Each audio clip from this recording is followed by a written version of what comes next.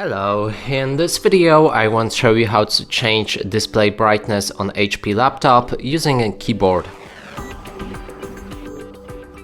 And to do this, there's the keybinds for brightness with usually F2 and F3 button, and here you'll be able to press on them to adjust the brightness and press on F3 to increase it and press on F2 to decrease it.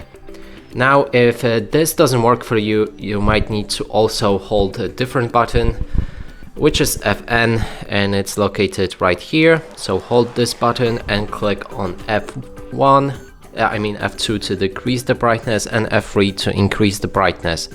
And that's it for this video. Hope you like it. Please consider subscribing to our channel, leave a like and a comment below.